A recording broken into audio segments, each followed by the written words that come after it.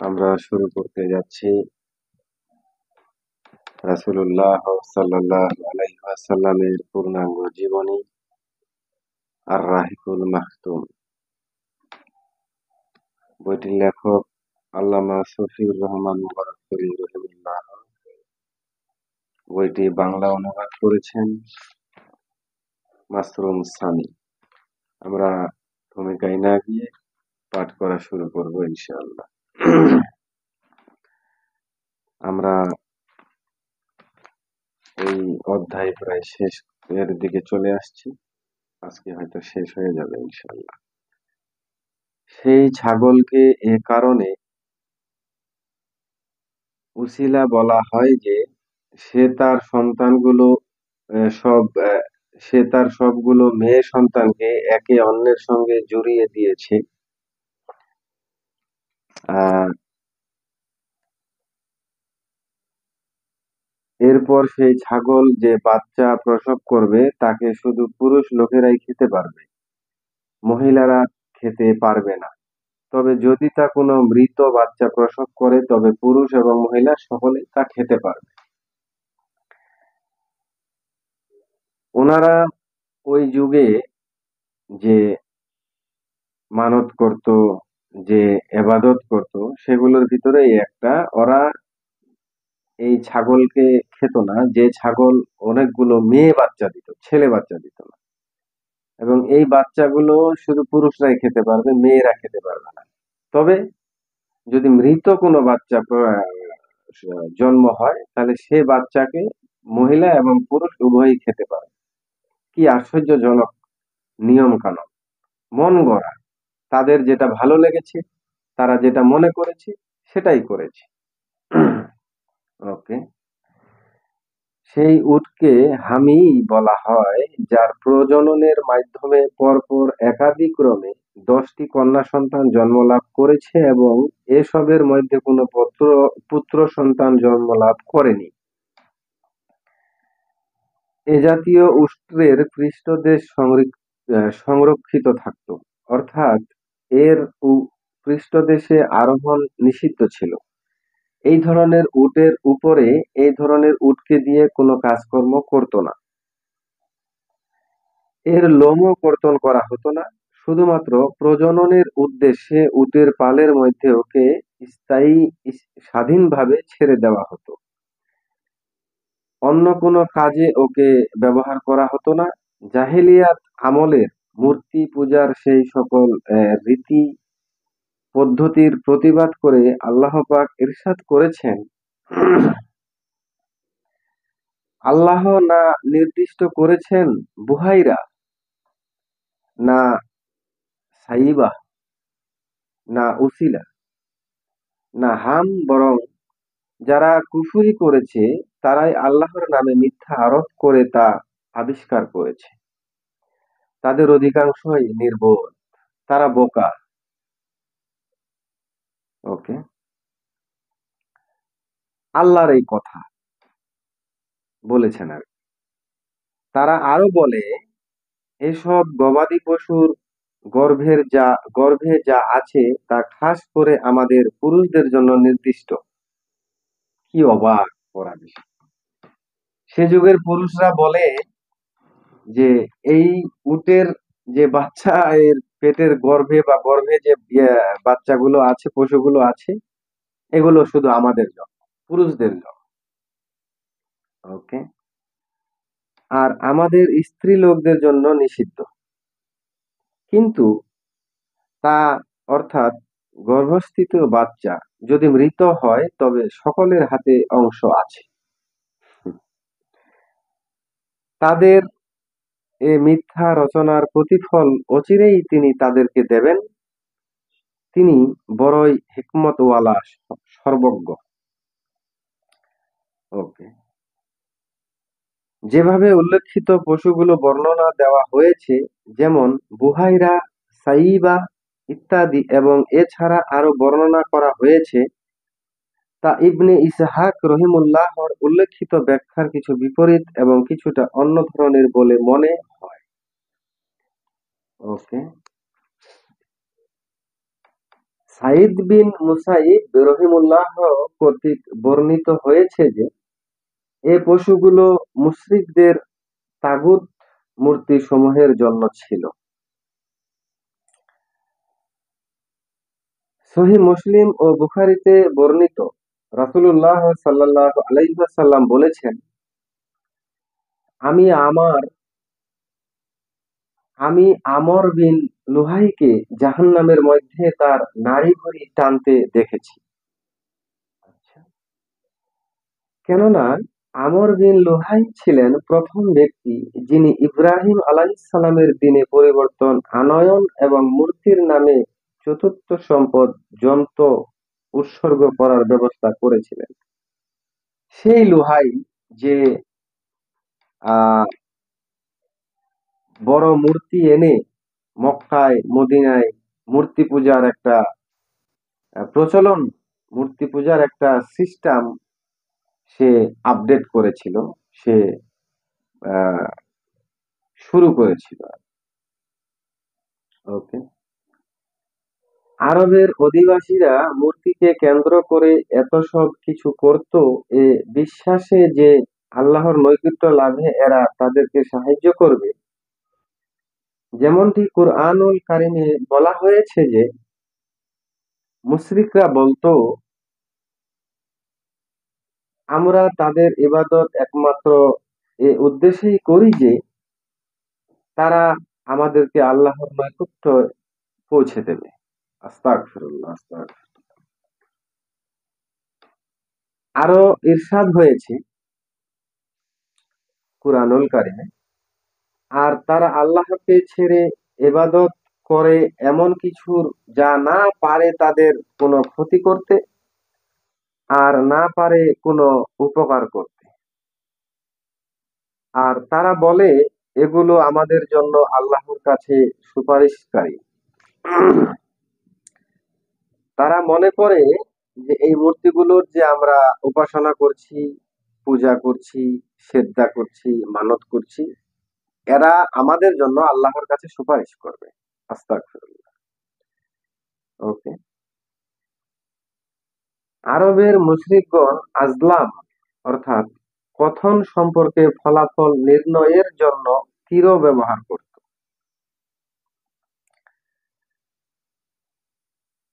আজলাম হচ্ছে জালামুন এর বহুবচন, আর জালাম ওই তীরকে বলা হয় যার উপর পালক লাগানো হতো না। ভবিষ্যৎ কথন সম্পর্কিত ফলাফল নির্ণয়ের উদ্দেশ্যে ব্যবহৃত তীরগুলো ছিল তিন প্রকারের। প্রথম, এই শ্রেণীভুক্ত তীরগুলোর গায়ে হ্যাঁ কিংবা না অথবা ব্যর্থ লেখা থাকতো। এ শ্রেণীভুক্ত তীরগুলো সাধারণত ভ্রমণ, বিয়ে শাদী এবং অনুরূপ অন্য কোনো কার্যকলাপ লক্ষ্যে ব্যবহৃত হতো। বিশেষ একটি পদ্ধতিতে তীর বাছাই পর্ব সম্পাদিত হতো। তীরগুলোকে দিয়ে এরা বিয়ে অথবা কোথাও রওনা করবে, কোনো সফরে যাবে, কোনো কাজে বের হবে, আহ গুরুত্বপূর্ণ যে কাজগুলো, এই কাজগুলো আজকে অথবা সকালে অথবা বিকালে অথবা আগামীকালকে করা যাওয়া ভালো হবে কিনা, আমাদের জন্য মঙ্গল হবে কিনা, সেজন্য তারা এই তীর দ্বারা এটা পরীক্ষা করত। যে তীরে হা লেখা থাকে গন্তব্য সঠিক, ভালো হবে। যে তীরে না লেখা থাকবে ওই তীরের অনুযায়ী আজকে যাওয়া যাবে না, কালকে যাওয়া যাবে না, এটা করা যাবে না, অমঙ্গল হবে। আর যেটাতে ব্যর্থ সেটা তো ব্যর্থ হয়, যে না এটা আমি ব্যর্থ হয়ে গেছি, হয়ে গেলাম, হয়ে যাব। ওকে,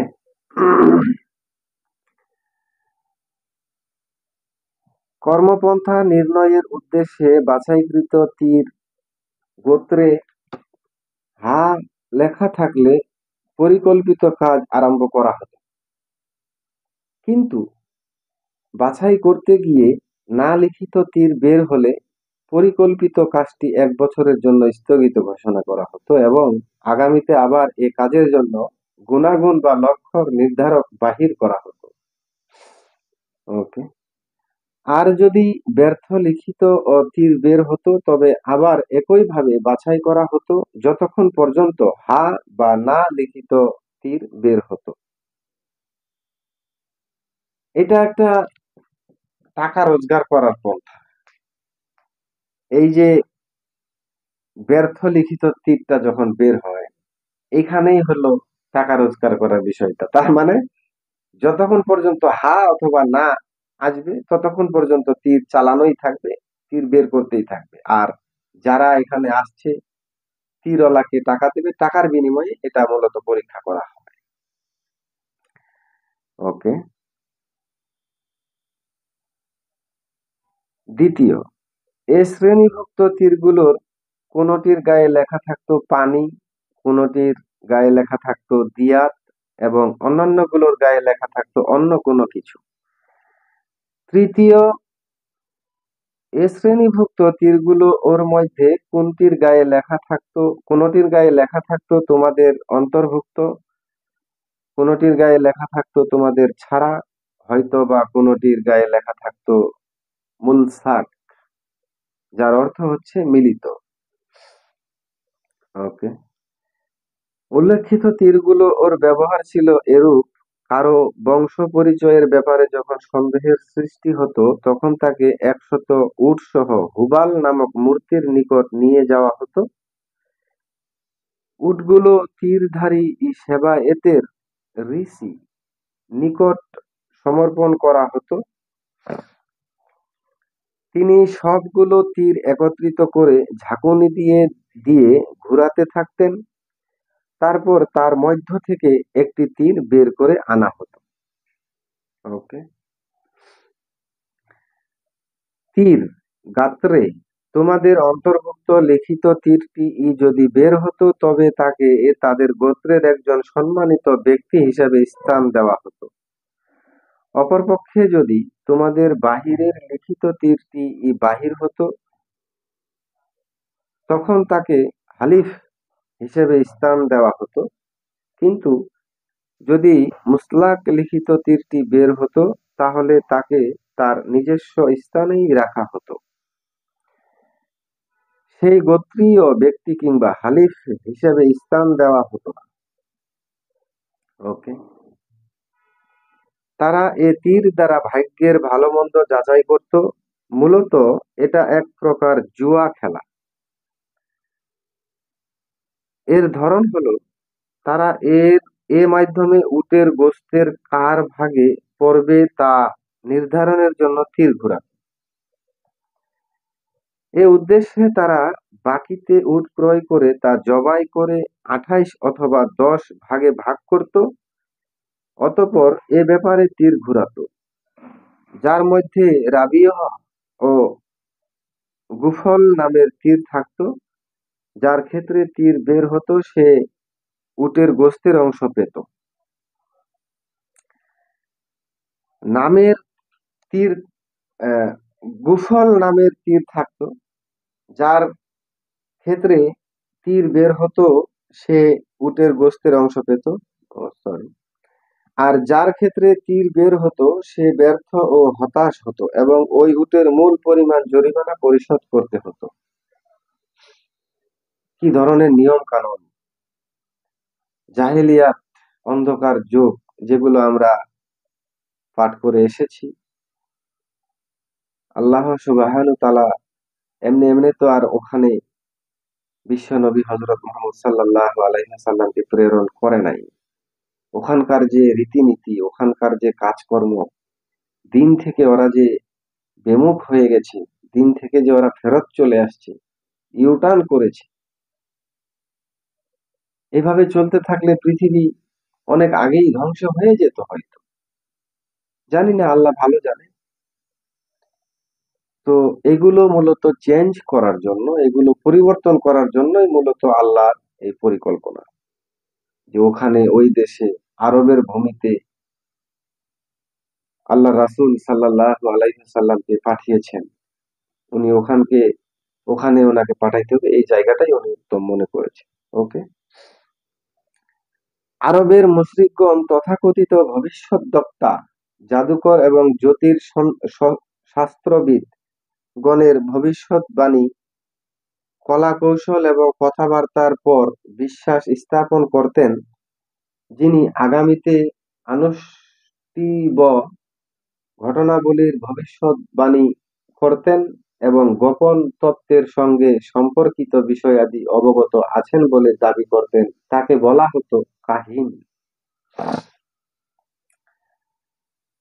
কোন কোন কাহিন এরূপ দাবিও করতেন যে একটি জিন তার অনুগত রয়েছে এবং সে তাকে সংবাদটি সংগ্রহ ও পরিবেশন করে থাকে।